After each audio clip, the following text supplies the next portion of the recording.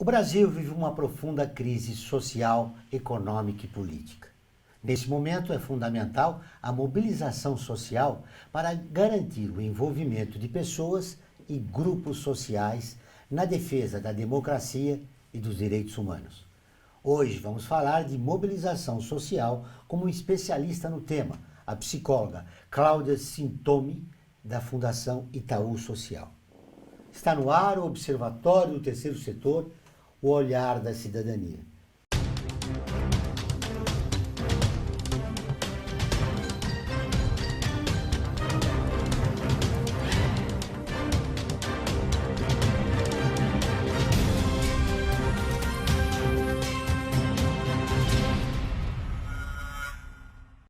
O Observatório do Terceiro Setor mostra pessoas que trabalham para a melhoria da sociedade, além de divulgar e interagir de forma comprometida com as organizações de interesse social. A Itaú Social atua em todo o território brasileiro com foco no apoio, elaboração e fortalecimento de programas que visam o progresso das políticas públicas de educação e potencialização do engajamento de seus colaboradores e da sociedade em geral. Cláudia, seja bem-vinda ao Observatório. Muito obrigado pela sua entrevista, viu?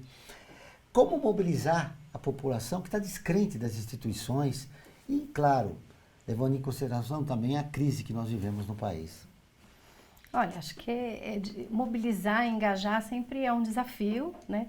Mas eu acho que tem uma questão que é a gente ter pautas e ter ações concretas, onde elas possam realmente se engajar e participar, né? Então, acho que a gente tem ferramentas como a internet, as ferramentas todas de comunicação, né? Mobilização é basicamente comunicação, né? Então, vocês estão aqui com o Observatório, é uma grande ferramenta de comunicação, de mobilização, né? Porque a informação precisa chegar, né? Mas ela precisa chegar com também os caminhos para você atuar.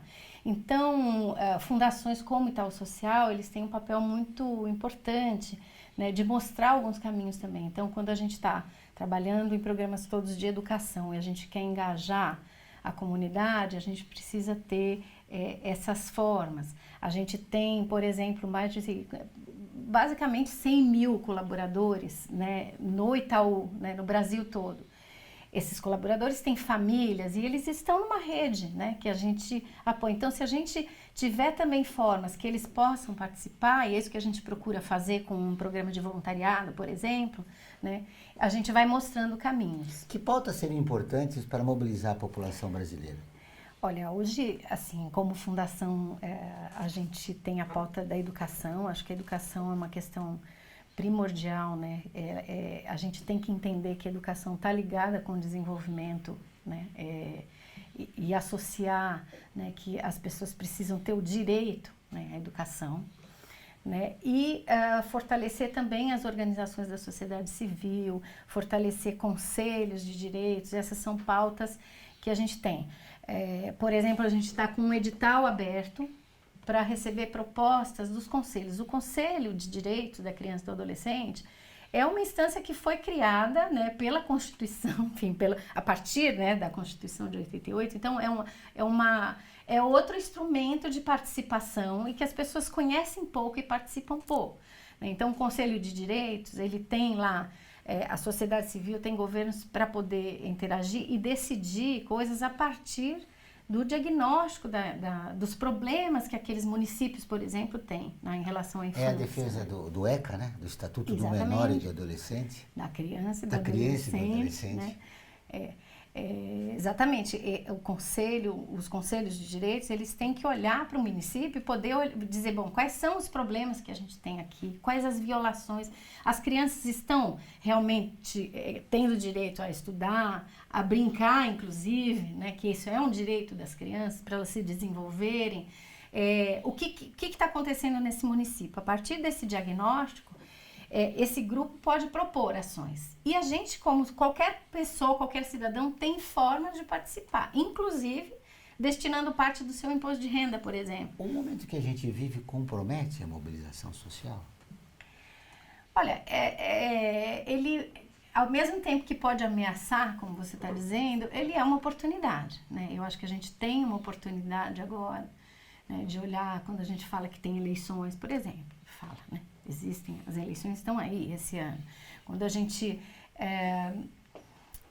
vê questões sérias acontecendo, né, de violação de direitos, né, então, se a gente pegar os dados, isso tem que ser uma oportunidade para as pessoas vislumbrarem o caminho, né, então, assim, tá difícil? Eu concordo, eu acho que tá difícil, acho que a gente está numa situação, né, onde a tendência é se fechar e cada um se proteger, porque eu acho que tem um pouco de medo, né, aí como psicóloga também olho um pouco para essa questão que é mais de percepção, né, e acho que tem isso, medo, insegurança, mas o que a gente tem que buscar é um caminho é uma oportunidade. Então, se você pegar dados, né, você pega dados da infância, isso tem que servir para a gente se engajar, né? Então, você olha, ainda a gente tem crianças trabalhando, né, crianças pequenas, de 5 né, antes dos 13 anos, onde não é nem permitido trabalhar, e isso compromete o desenvolvimento. As pessoas, se a gente consegue mostrar isso, elas podem se sensibilizar e elas têm forma de participar. Isso, essa inquietação que a gente vive, esse medo, ele acaba nos levando a uma impotência, você acha? E aí dificulta a gente tratar de questões importantes? Então, eu acho que não. Eu acho que ele tem que servir como impulsionador, como agente motivador, né? E acho que isso os grupos favorecem. Então, pensando a gente que é uma fundação de uma empresa, né, de tal social, e que eu te falei, né, tem 100 mil colaboradores. A gente está numa rede onde a gente pode comunicar e em grupo produzir coisas, né? E isso o grupo sempre fortalece. Essa é uma estratégia de mobilização também, né? Quando você consegue engajar um grupo, né? Então, você tem sempre líderes na comunidade, você engajar isso você encontrar força no seu colega, né? Esse estímulo é através das organizações de interesse social que trabalham na comunidade. Isso. E as próprias empresas, né, com seus programas. Todas as terças e quintas-feiras, ao vivo, às 14 horas, tem um programa de rádio Observatório do Terceiro Setor, onde recebemos especialistas que, junto com os ouvintes, debatem os principais temas da atualidade do terceiro setor. Você pode ouvir pela rádio Trianon AM 740 ou em qualquer lugar do mundo pela internet, do seu celular, computador ou tablet, pelo link que aparece na sua tela. Voltamos dentro de instantes.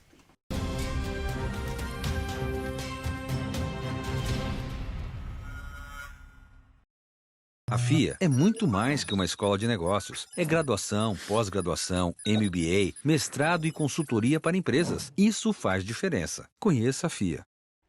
Olá, eu sou Laura Gelbert, da ONU News. Notícias das Nações Unidas e do mundo você acompanha na página e nos programas do Observatório do Terceiro Setor, parceiro da ONU News. E para acompanhar diretamente a ONU News em português, acesse nossa página e redes sociais. Até lá!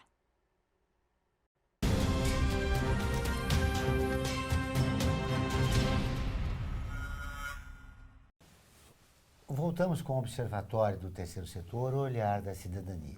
E agora vamos para o quadro Você Conhece? Filho de um padre com uma escrava de apenas 15 anos, ele foi considerado o maior jornalista da abolição, José do Patrocínio. Você conhece?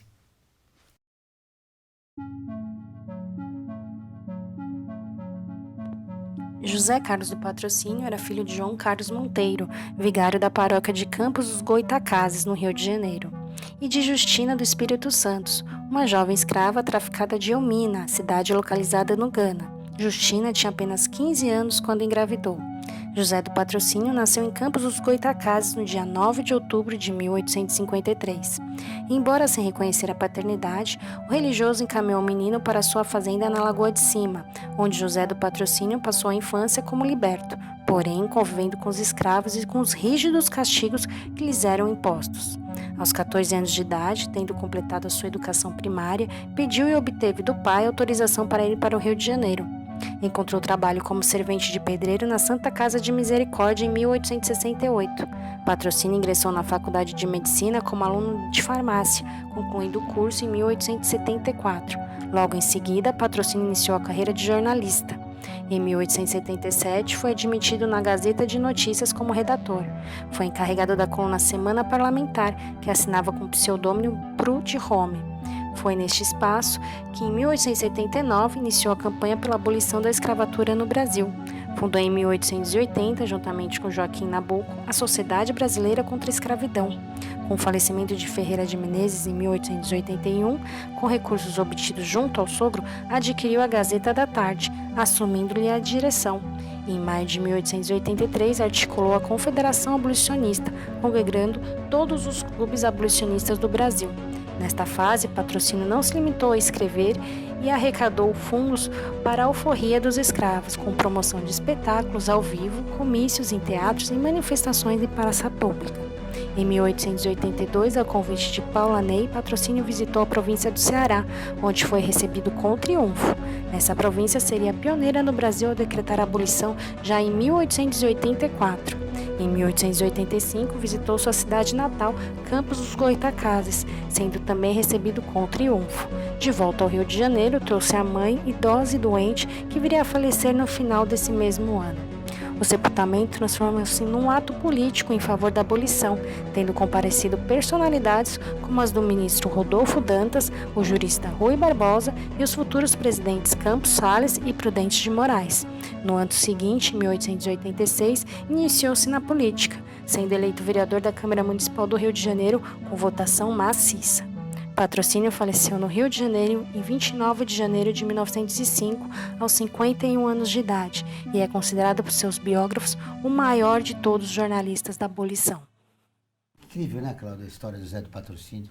E foi um jornalista pouco conhecido, né? E você vê como tem aspectos ali, né, que estão falando de direito, então a oportunidade que ele teve de estudar fez muita diferença, né, na vida dele, e equidade, né?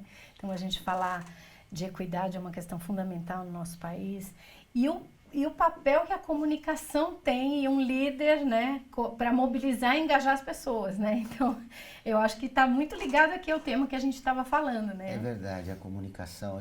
No bloco anterior, você citava a internet como uma ferramenta importante, né? E a gente percebe que ainda ela é subutilizada, né, para questões em relação ao terceiro setor, a questões como os direitos humanos. Como produzir a mobilização social através da internet?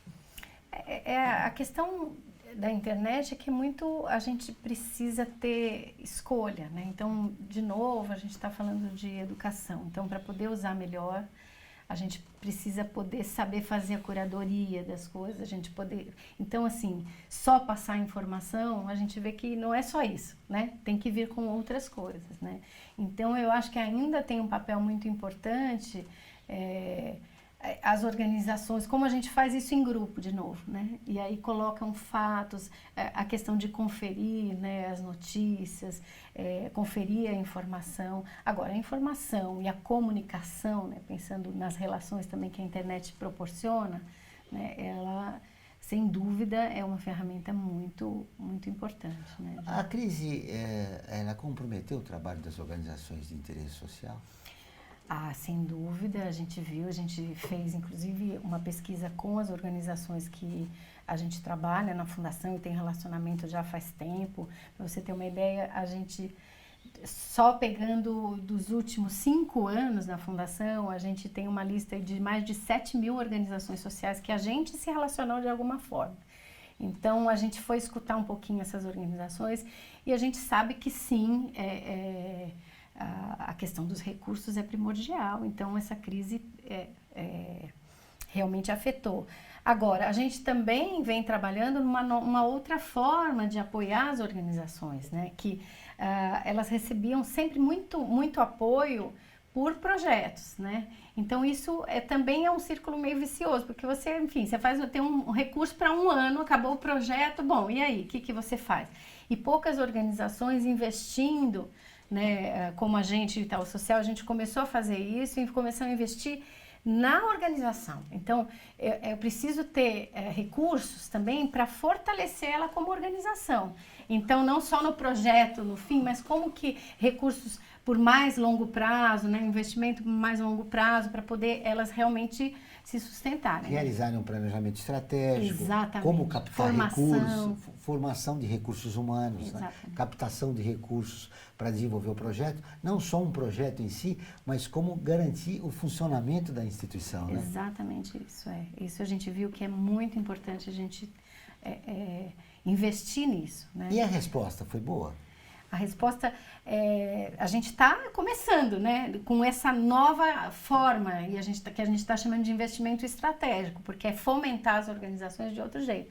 Isso, a gente teve uma resposta muito positiva, sim, mas no primeiro momento as organizações assim, nem entenderam. Mas vocês vão querer... Como que é isso, né? A gente precisa prestar contas como? Porque é um jeito diferente mesmo de investir, né? E elas olharem, isso que você falou, planejamento estratégico é fundamental. E também muitos anos daquela visão assistencialista impedia elas de enxergarem um novo momento, né? Talvez. Esse é um aspecto positivo da crise, né? Pode ser. Você tem que pensar mais estrategicamente, você tem que pensar né, em como olhar para o futuro também, o que você está visando ali. Né? E você acredita que com essa iniciativa o terceiro setor pode se tornar perene? Olha, perene, mas assim, a sociedade civil precisa ter um canal, a gente acredita nisso, que ela precisa participar, quer dizer, a sociedade não é feita só de um setor, não é só o governo, não é só, né? Então a gente está falando do Estado, então a gente tem que participar e as organizações são uma forma de realmente promoverem essa participação, de cooperarem também, de complementarem, de fazerem laboratórios, experimentarem, porque como às vezes elas estão numa escala menor, né? Quando a gente fala do Estado, do governo brasileiro, você fala que tem Ministério da Educação, você tem que olhar o país inteiro, mesmo as secretarias, a gente tem máquinas muito grandes, né? A gente está falando de muita gente. E as organizações podem experimentar coisas numa escala menor e descobrir coisas, soluções criativas, e isso alimentar, então, daí os nossos governos com ideias, arejar. Então, eu espero, né? Eu tenho esperança que realmente a gente consiga ter isso vivo, né? Ter as organizações e a sociedade participando. Né? Muito bem. Saiba como adquirir computadores, notebooks, servidores e CPUs para você, sua empresa ou ONG por um preço justo, assistência técnica, garantia de 1 ano e ainda contribuir com o meio ambiente. Acesse observatório3setor.org.br. Clique no botão Remaker. Vamos para um rápido intervalo e voltamos dentro de instantes.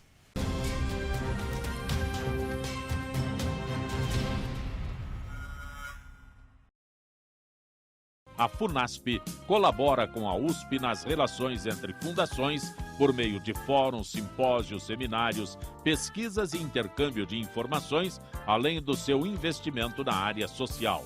Para melhores informações, entre no nosso site www.funasp.org.br. FUNASP, um marco entre o universo acadêmico e a sociedade.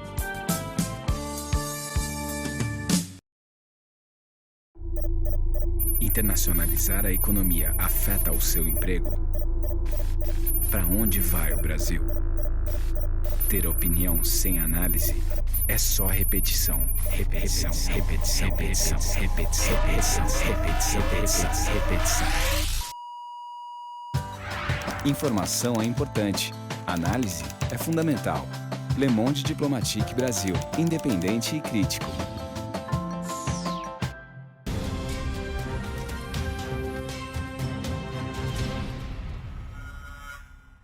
Estamos de volta com o Observatório do Terceiro Setor, o Olhar da Cidadania. Não esqueça, todas as quartas-feiras, às 17 horas, tem programa Olhar da Cidadania na Rádio USP, com temas da atualidade e dos direitos humanos. Anote, todas as quartas-feiras, às 17 horas, na Rádio USP, em São Paulo, 93,7 e em Ribeirão Preto, 107,9 FM. Cláudia, no bloco anterior, você falava da importância de alguns temas para a mobilização social, num momento importante que o país vive, né? Estamos Copa do Mundo, eleições. Isso dificulta ou serve como mobilizador? Eu acho que a gente, de novo, tem que olhar para que a gente a gente pode ficar feliz com a Copa, por exemplo, mas a gente não pode fechar os olhos para as coisas que estão acontecendo. Então, uma campanha muito grande agora em junho foi com a questão do trabalho infantil. Então, a Copa mesmo, muitas pessoas às vezes vão em bares ver, assistir jogo e tudo mais, e você tem que olhar, tem crianças às vezes trabalhando, né, vendendo coisas, e isso é uma questão séria. Nós não estamos falando de algumas crianças que a gente encontra, mas a gente está falando de 1 milhão de crianças no Brasil, por exemplo, né? Então, essa é uma questão. E a gente tem formas e eu estou falando disso porque 12 de junho foi um dia de mobilização pela erradicação do trabalho infantil. Esse é um dia marcado, então 12 de junho acabou de acontecer. A gente teve essa mobilização, então acho que a gente precisa olhar para os problemas, né? Eu comentei com você que a gente tem um trabalho para fortalecer os conselhos municipais dos direitos da criança e do adolescente. Os conselhos são órgãos nos municípios e que eles atuam justamente para olhar os problemas, diagnosticar os problemas e pensar propostas inclusive para não ter violações de direitos naqueles municípios, né? E a gente está, por exemplo, com um edital aberto, onde os conselhos do Brasil todo podem se inscrever e colocar suas propostas. Tem modalidades diferentes, então eles podem sim, por exemplo, propor a capacitação dos conselheiros, né? Podem propor o próprio diagnóstico, então eles terem um recurso, que muitas vezes os conselhos não têm um recurso, para fazer esse diagnóstico no município. Quais são os problemas? Eu tenho crianças em situação de rua, por exemplo, aqui nesse município. Eu tenho como que está a questão da violência, que assim, a violência sexual contra crianças e adolescentes é uma questão séria no nosso país também. A gente tem várias questões de violação de direitos. Você falando de violência, é importante destacar que há uma rejeição da população em relação à discussão dos direitos humanos. E todos os projetos que você mencionou estão ligados aos direitos humanos. Como vocês tratam esta questão, já que aumentando a violência, aumenta o medo e a inquietação da população e uma rejeição em relação aos direitos humanos? Uma forma que a gente escolheu foi justamente de apoiar os conselhos, que são esses órgãos que vão cuidar disso no município, né? A gente não tem, como Itaú Social, a gente não tem um papel, nem o poder de estar atuando diretamente em todas as questões, mas a gente entende que o conselho é um órgão privilegiado, mas para ele fazer essa articulação com todos os setores, com a educação, com a assistência social, com a saúde, e aí sim pensar como resolver os problemas localmente, né, naquele município. Né? E aí existem esses mecanismos, né? Muita gente não sabe, mas a gente pode destinar... São realidades muito diferentes aqui no nosso país, né? Sim, sim. Mas a gente tem forma como cidadão, eu tenho forma de participar se eu contribuir, por exemplo, com parte do meu imposto de renda devido. E a gente faz uma mobilização, por exemplo, para os próprios colaboradores do Itaú, mas a gente também divulga isso como informação. E o cidadão pode destinar parte do seu imposto. Então, ele está dizendo, olha, esse imposto que eu pago, a gente já paga o imposto de renda, certo? Eu estou dizendo, esta parte eu quero que vá para a garantia dos direitos da criança e do adolescente. E eu destino para o conselho. E ele tem que gerir esse fundo e esse recurso da melhor maneira. Para ele fazer isso, ele tem que ter o diagnóstico. Há um acompanhamento desse trabalho, de como ele vai gastar esse dinheiro? Sim, ele tem que prestar contas, e é isso que a gente incentiva também, porque essa é uma forma de controle social muito importante. Quer dizer, as pessoas, se eu contribuo com parte do meu imposto de renda, eu sei diretamente para onde ele foi, eu posso acompanhar mais de perto, né? E isso garante o controle social, eu posso participar diretamente. O contribuinte já estabelece essa relação? Meu dinheiro do imposto de renda está indo para um projeto social de direitos humanos? Hoje ainda muito pouco, né? Acho que esse potencial é muito maior na sociedade. A gente pode fazer isso no ano, a gente pode fazer isso no ato da declaração do imposto de renda, né? As pessoas podem fazer isso, até 3%, você faz a conta, até 3% do seu imposto devido, você pode dizer, olha, eu quero que vá para o município, eu nasci em São Paulo, eu quero que vá para o município de São Paulo, para o conselho. E aí eu acompanho os projetos que esse conselho vai apoiar, os projetos que são desenvolvidos em São Paulo, né? Enfim, por isso que a nossa escolha também foi fortalecer os conselhos. Então, quando eu faço um edital, né, o Itaú Social abriu esse edital, e os conselhos podem participar, eles têm as propostas e eles que vão dizer quais são as prioridades em cada município. Então, ele pode inclusive, pedir o recurso para esse diagnóstico, né? Tem temas que, como a violência, que vale para todas as comunidades e cidades do país, mas tem outros que são muito específicos, né? Específicos, em questão de gênero, por exemplo, público LGBT, em algumas comunidades de São Paulo, que são problemas mais acentuados que os conselhos devem se debruçar, né? Sim, algumas, por exemplo, exploração sexual, assim, você sabe que tem alguns municípios que têm uma questão mais do que a outra, ele precisa olhar para quê, por isso que também localmente é importante. Um outro ator importante nesse processo é o voluntário, né? Sim. Como é que vocês veem a questão dessa figura do voluntário, que é fundamental para as organizações de interesse social, né? Que trabalham com poucos recursos, né? Eu acho que o voluntário é uma forma muito importante de participação cidadã, né? A gente acredita nisso, a gente estimula, então a gente hoje, por exemplo, tem mais de 20 mil voluntários no Itaú, porque de colaboradores que são voluntários nas suas comunidades. E a gente sabe, tem estudos, por exemplo, que quando ele participa via um programa na sua empresa, ele também começa a olhar e participar de outras ações na sua comunidade. Então, a gente incentiva sim, porque a gente acredita que essa é uma forma importante de participação. Não vai substituir, ela não é para substituir um profissional, não é para substituir um serviço que o Estado tem que oferecer, que o governo tem que oferecer, mas é para justamente compor, né, e a sociedade realmente participar, né? Muito bem, ser um voluntário é um caminho para que você se torne um cidadão mais consciente das questões sociais do país? Sim, acho que sim. É uma forma, como eu disse, de participação. E você... Agora, para isso eu preciso ter informação, para isso o fato de uma fundação apoiar, então eu ir buscar organizações que estão estruturadas, que conhecem o assunto, isso é um caminho, né? Então, também a gente sempre fala para um voluntário, não é para sair fazendo qualquer coisa, né? O que ele acha. Vamos buscar informação, isso vai fazer a diferença, né? Então... Porque aí ele não fica sozinho, né? Ele está atuando dentro de um contexto. Infelizmente, nosso tempo acabou. Muito obrigado pela entrevista. Foi um prazer revê-la. Que Espero bom. rever você em outras oportunidades, contando um pouco do trabalho que vocês realizam lá no Itaú Social. Eu que agradeço. O programa do Observatório do Terceiro Setor dessa semana fica por aqui. Mas para continuar nos acompanhando, acesse o nosso portal observatorioterceirsetor.org.br. Lembrando que o Observatório é acessado em mais de 173 países e atinge mais de 2 milhões de pessoas todos os meses. Voltaremos na próxima semana com o Observatório do Terceiro Setor, o olhar da cidadania. Até o próximo programa.